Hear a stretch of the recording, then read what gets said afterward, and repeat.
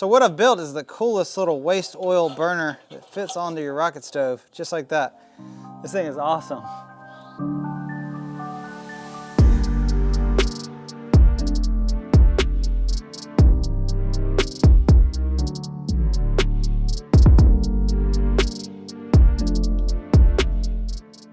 What's up guys, welcome back to the channel. In the last video we built the no weld rocket stove. This is pieced together with 34 brackets, not a single weld.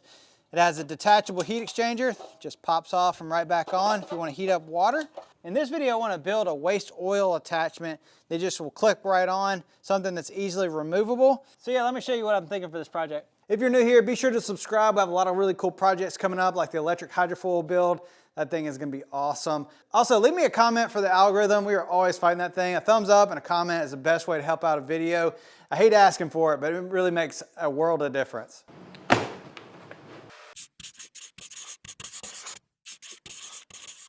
So I just need to run to the hardware store, grab a few fittings, and we can start piecing this together. All right, $60 later, and we have our brass fittings. Ace Hardware is quite proud of their products. Real convenient, it's like 2 miles down the road, but man, they are really high. This one little brass fitting was $25. Could not believe that. I thought this project was gonna be about 20 bucks total. But we got it. Found this propane tank laying around, thought this would make for a good reservoir. It's empty, so we'll cut it up. We'll mount it somewhere like that. And we'll fit all the pieces together and then build our bracket. So yeah, let's get to it. I better double check to see if this is empty. Feels empty.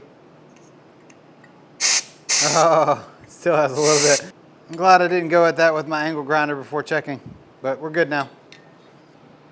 I did make sure this was completely empty before cutting this.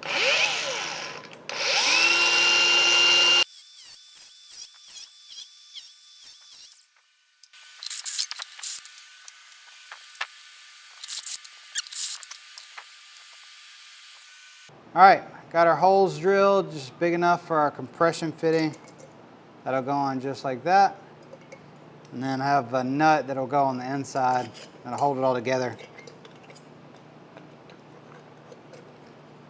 So it'll look like that. I'm gonna get the paint removed and then we'll put all this together.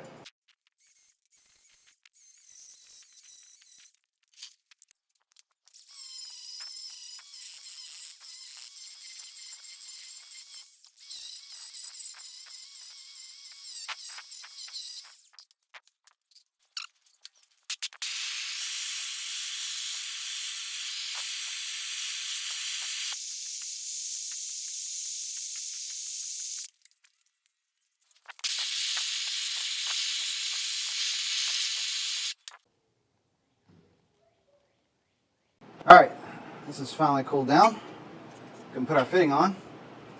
I'm gonna wrap this thing up in pipe thread because I have a feeling this is gonna leak if I don't. I'm gonna wrap as much as I can around it and then just kind of smash it in place and act as a little gasket. That should work. That should work. All right, we have a compression fitting on this end and a little bit of copper. So we'll put the ferrule on. Like that. I'll have to do another little leak test to make sure that's not going to leak. Cap on first. That on, then the ferrule. And then our valve. Alright, let me leak test that real quick. And we should be good. Alright, so I think this piece will be right about there. And then we'll have a little catch right about there.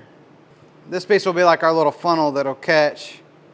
And then we'll have copper go down into the combustion chamber. I think that'll work. All right, I have a little bit of copper left over from a failed heat exchanger build. Didn't quite work out. Still has the sand inside of it. So what I'm thinking is our little funnel will sit right about here. I'm thinking you could just go do a simple line right into the combustion chamber, but I kind of want to add a coil before it goes in there just for looks. So we'll see what we can come up with.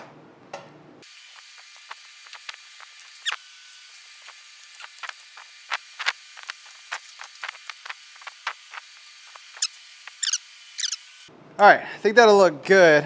It'll go on something like that. So I'll cut it off right about here. And that'll all fit together about like that. Yeah. All right, let's cut this off.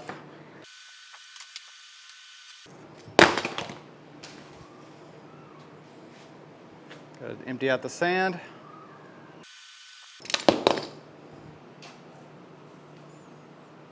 Got all the sand out. We're gonna put our other compression fitting on this end. All right, the next step is to create a bracket that will hold this stuff perfectly in line. I want it to be easily removable, something that just kind of clicks on. So yeah, let's see what I can come up with. Found this in the scrap pile. I think this will be perfect. I just need a long rectangular piece.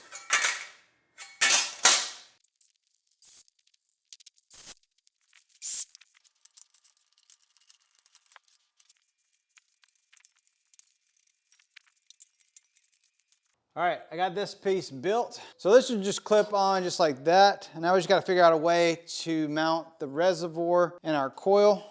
So my idea, I have all these sprockets from worn out Shimano cassettes. I do like to mountain bike in my spare time.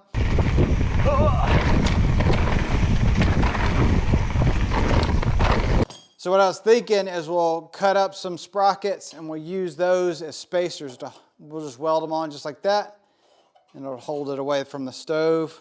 And we can use a smaller sprocket for the coil down here. I think it'll look really cool and kind of add to the steampunk look that we have going on. So yeah, I'm gonna play around with this. This is all stainless steel, so it should weld fine.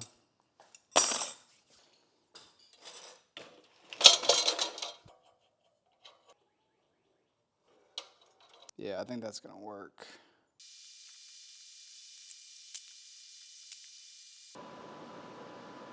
What I'm gonna do is I'm gonna take the copper piece, that'll drop in like that. And then this copper tube will just connect up like that. There we go.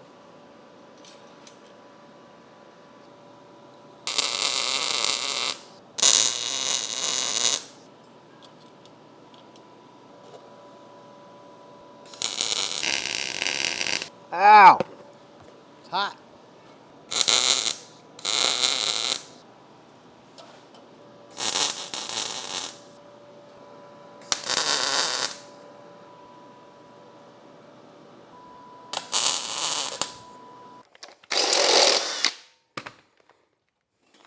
All right, shorten up our copper a bit. Now we should be able to just slip this on. Boom. That looks really good. Copper is on there. Now we should just be able to slip this off in one piece. There we go. Now I just got to build that little reservoir that'll be on the inside. We'll be good to go. All right, so we now need a tray that'll fit down in the bottom of the stove. I originally tried a cast iron, this threaded cap that I had laying around. It barely fits, but it just doesn't give you very much surface area. It's only about a 2.5 inch diameter there, and you really want as much surface area as possible if you want more fire. It doesn't have to be a deep tray, you just want more surface area. So I'm gonna do a more rectangular size piece. It's almost double what this is. And so yeah, I'm gonna weld up this 3/16 steel to give us a tray that'll barely fit in. And that should work well. So let's get this welded up.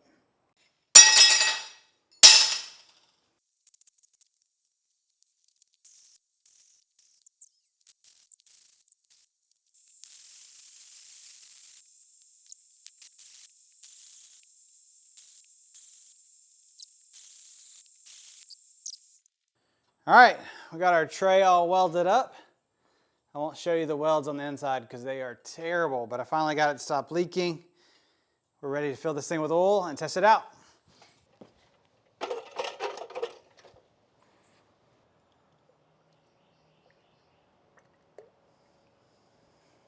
All right, let's crack open the valve. All right, our tray is just about full. I'm gonna leave it dripping like that. It's time to get it lit. And then we'll watch the level and see if we need to adjust the valve any.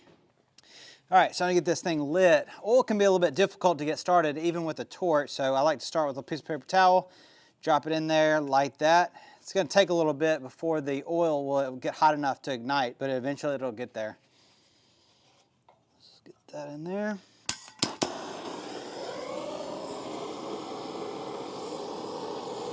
There we go. So now our paper towel is gone. The oil is fully lit. You can see the drip from our reservoir. Now that it's lit, I'm going to dial it back to just a slow drip. All right, let's check our temperatures. We should be around 700 degrees. Up here at the top, we're at 500 degrees.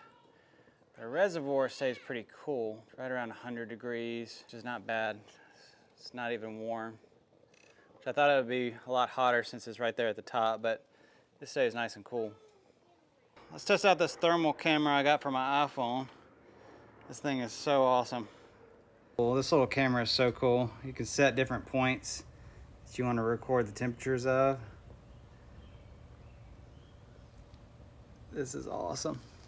And as an added bonus, this is a time lapse of my thermosiphon setup through my thermal camera. I just thought this was a really cool view, something you don't get to see every day. You can see the water heating up from the top to the bottom. You can see the temperature difference between the top and bottom lines. And you can also see the coil inside the stove, which I thought was really cool. But yeah, I just thought this was a neat view of the whole system.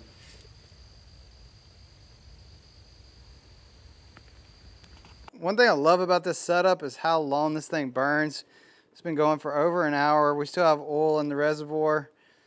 Also burns super consistently. You don't have to touch it at all compared to wood, which burns up super fast. You got to tend to it, otherwise it'll go out. Once that oil's lit, it just goes, man. Let's check on our copper after about an hour. Looks good. I think the melting point of copper is closer to 2,000 degrees, so it would take quite a lot to melt that. All right, guys, that's where I'm gonna wrap things up on this video. I hope y'all have enjoyed the waste oil burner project. I thought it was a really cool addition to the no weld rocket stove. If you hadn't seen that, definitely go check it out. But this is gonna be my last rocket stove video for a while. The next videos are gonna be all about electric hydrofoils and how to save a whole lot of money building them yourselves. So be sure to like and subscribe. Let me know what you think about this project. We'll see you guys in the next video.